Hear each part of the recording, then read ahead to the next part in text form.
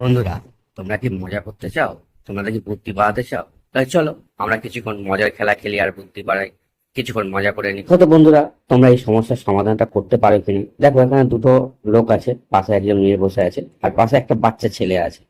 এই ছেলেটার বাবাটা আসলে কে এখানে সেটা তোমাদের খুঁজে বের করতে হবে। চলো চলো বন্ধুরা, আমরা খুঁজে বের করার চেষ্টা করি।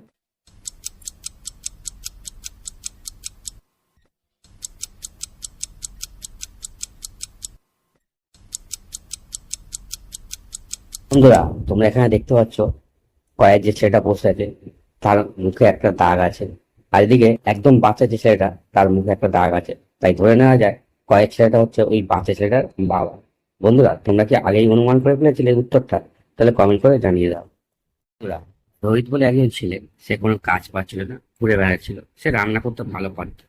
তবে একটা রেস্টুরেন্টে গেল কাজের জন্য, সেখানে বলল আমাদের এখানে লোক নেওয়া হবে, তবে মহিলা, ছেলেদের কোনো কাজ নেই। রোহিত ফিরে এলো তারপরের দিন। সে আবার গেল এবং মহিলা সেজে সে সেখানে গেল, তাকে চয়েস করলো এবং সেখানে সে কাজ করতে শুরু করলো। এখন এখানে দুজন মহিলা কাজ করছে। বন্ধুরা, বলো তো দেখি কোনটা রোহিত?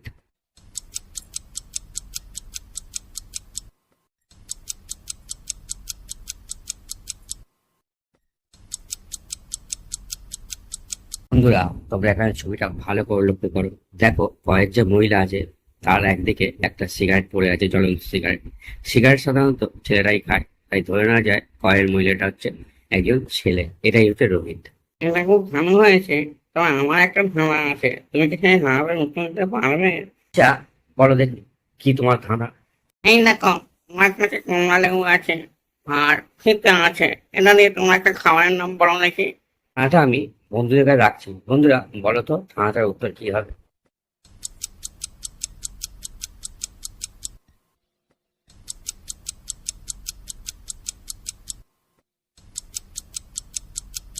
এখানে সঠিক উত্তর হবে কমলা লেবু থেকে নিলাম ক, আর ফিতা থেকে নিলাম ফয়েসি। দুটো মিলে কি হবে? কফি। খাবারের নামটি হবে কফি। তোমরা যারা যারা আমার আগেই অনুমানটা করতে পেরেছো তারা অবশ্যই কমেন্ট করে জানিয়ে দাও। ওটা তো ঠিক ছিল। এবার আমার এই উত্তর তো দাও দেখি। এই আমার কাছে বেগুন আছে আর পাশে আছে ই অক্ষর। বলো দেখি রংটা কি হবে? আচ্ছা, ঠিক আছে। এবার বন্ধুরা, তোমরা বলো তো রংটা কি হবে?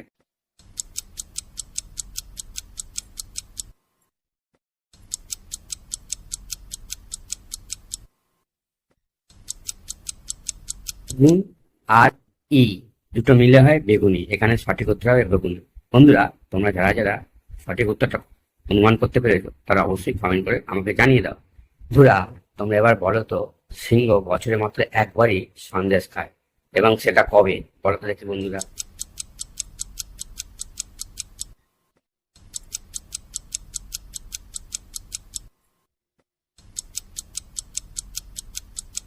সিংহ প্রতি বছর দশমীর দিনেই একবার করে মিষ্টি খায়। বন্ধুরা, তোমরা কি পারবে খুঁজে পেতে এই মহিলাদের মধ্যে কে গর্ভবতী নয়? তিনজনই কিন্তু দেখাচ্ছে গর্ভবতী। বলো তো বন্ধুরা, কে গর্ভবতী নয়?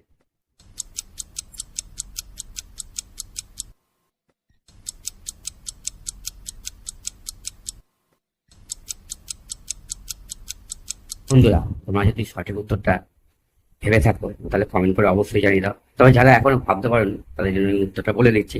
দেখো বন্ধুরা, ডান দিকে যে লাস্টে যে মহিলাটা আছে, তার হাতে যে ট্রলি ব্যাগটা নিয়ে যাচ্ছে, সেখানে কিন্তু একটা ওয়াইনের বোতল আছে। গর্ভবতী মহিলা সাধারণত ওয়াইন খায় না, তাই এই মহিলাটা গর্ভবতী নয়, এমনি মাত্র মোটা। বন্ধুরা, তোমরা এখানে ভালো করে লক্ষ্য করো। দৃষ্টিশক্তির পরীক্ষা হয়ে যাচ্ছে তোমাদের। এখানে কতগুলো পিজা দেখা যাচ্ছে এবং সেগুলো টুকরো টুকরো করা। তারপরে এর মধ্যে একটা পিজা একটু অন্যরকম, সেটা তোমাকে খুঁজে পেতে হবে আর কমেন্ট করে জানাতেও হবে।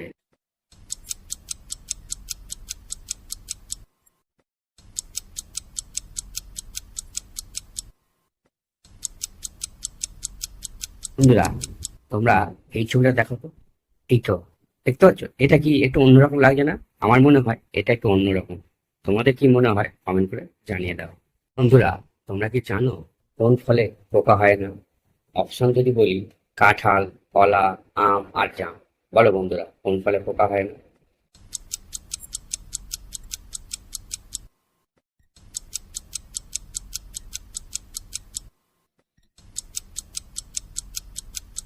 বন্ধুরা, বন্ধুরা, তোমরা যদি সঠিক উত্তর জেনে থাকো তাহলে কমেন্টে জানিয়ে দাও আমাকে। আর সঠিক উত্তর এখানে হবে কলা। বন্ধুরা, তোমরা আমার প্রশ্নের উত্তর দাও দেখি। কানে কানে আমি তোমাকে বলে দিচ্ছি, তুমি আমাদের বলে নাও। বন্ধুরা, একটা আম গাছে নিয়েছে কানা, ঘোড়া, কালা আর বোবা বসেছিল। আম গাছতে একটা আম পড়ে গেল। এখন এই চারজনের মধ্যে কে আগে আমটা কুড়াবে?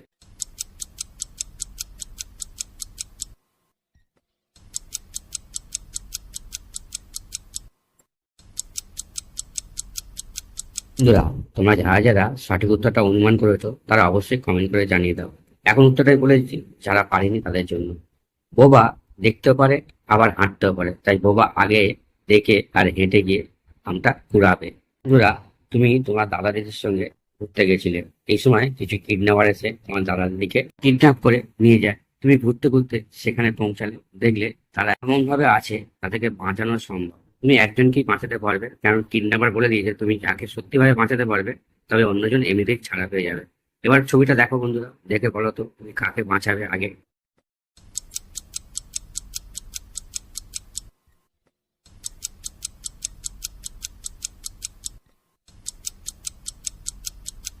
আমার মতে দাদাকেই আগে বাঁচানো দরকার, কারণ আগুনের মধ্যে ঝলকানি দিচ্ছে, সেই ঝলকানিতে দাদার ক্ষতি হতে পারে এবং সে আতঙ্কে পড়ে যেতে পারে।